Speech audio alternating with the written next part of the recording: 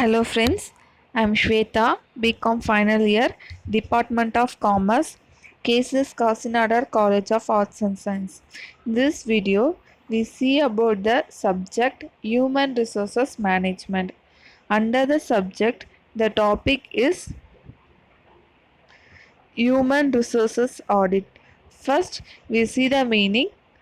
HR audit is the process of an objective and systematic in acquiring to find out the effectiveness of the HR department and the functions. It reviews human resources policies, producers and documents system to identify areas recurring improvement to make sure that HR policy are uniformly followed throughout the organization.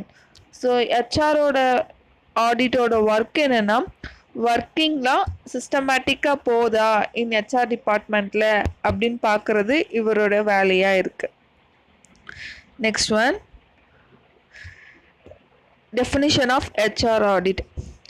HR audit is a systematic assessment of the strength, limitation and development needs of its existing human resources in the context of organizational performance.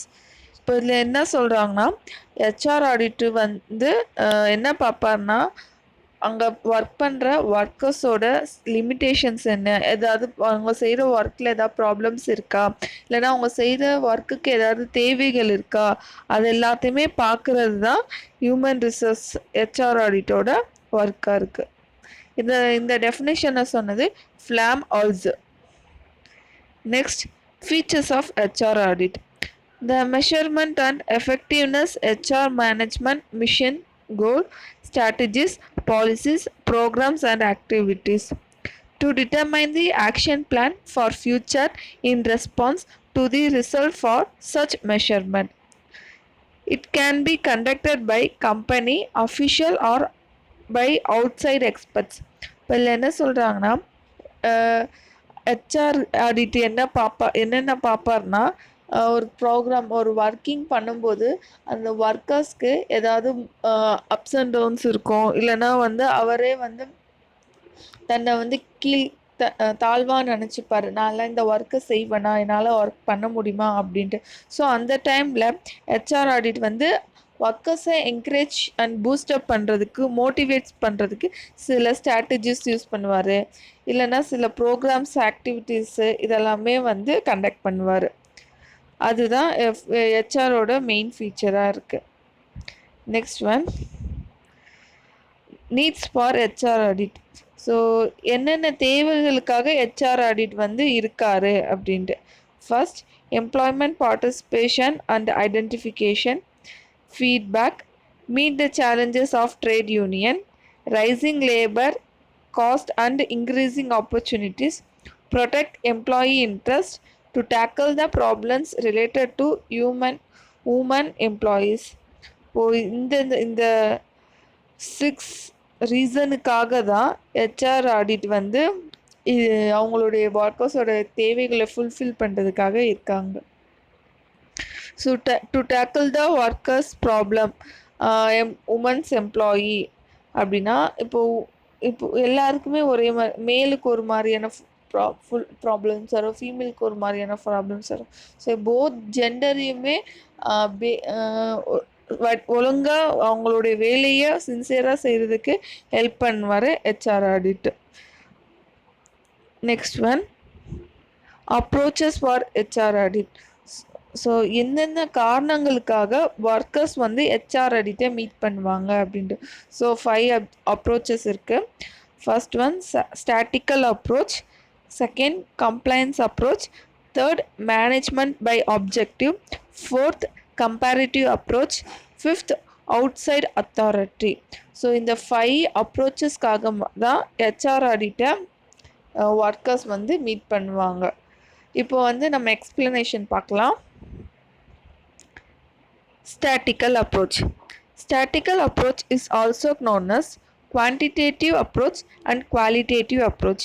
This method used statistical tools and information recorded in the organization system அப்படின்னா இப்போ ப்ரோக்ராமில் ஆர்கனைசேஷனில் ஏதாவது past works நடந்திருந்ததுன்னா அது எல்லாத்தையுமே புள்ளி விவரமாக note பண்ணி HR audit note பண்ணி வச்சுருப்பாரு. ஸோ அகெயின் அதே மாதிரி ஏதாவது ப்ரோக்ராம் வந்ததுன்னா அந்த பாஸ்ட் ப்ரோக்ராமில் எந்த மாதிரிலாம் இவங்க ஒர்க் பண்ணாங்க, எந்த மாதிரி எவ்வளோ எம்ப்ளாயீஸை இன்க்ளூட் பண்ணாங்க அப்படின்றது எல்லாத்தையுமே புள்ளி விவரமாக ஹெச்ஆர் ஆடிட் நோட் பண்ணி வச்சுருப்பார். ஸோ அது எல்லாத்தையுமே பார்க்குறது தான் ஹெச்ஆர்ஆர் ஸ்டாட்டிக்கல் அப்ரோச்சாக இருக்குது. Next one complaints approach.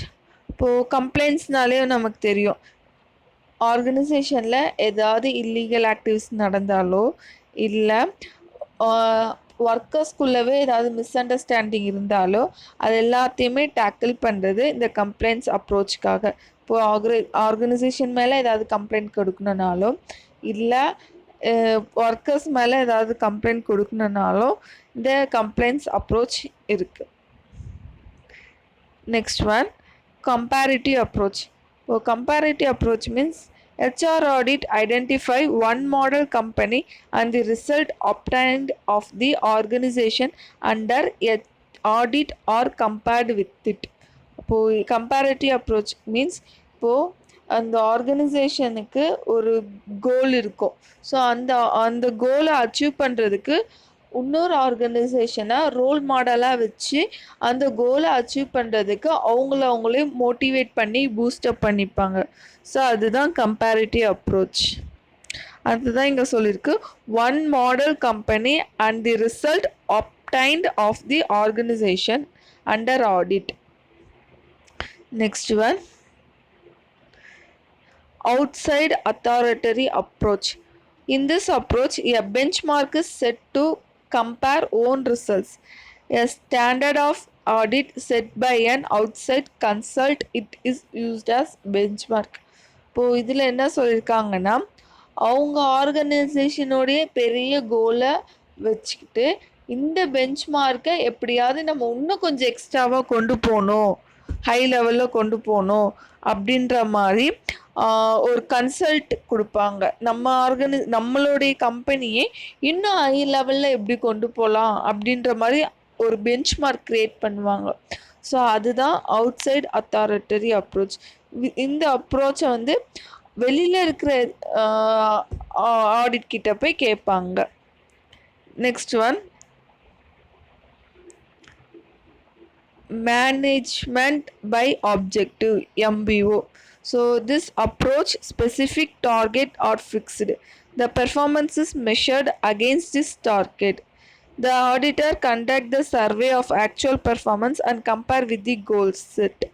So இந்த மேனேஜ்மெண்ட் பை ஆப்ஜெக்டிவ் எதுக்காகனா, அவங்களே ஒரு ஸ்பெசிஃபிக் டார்கெட்டை ஃபிக்ஸ் பண்ணி அந்த டார்கெட்டை விட எக்ஸ்ட்ராவாக எய்ம் பண்ணுறது தான் மேனேஜ்மெண்ட் பை ஆப்ஜெக்டிவோட அப்ரோச்சாக இருக்குது.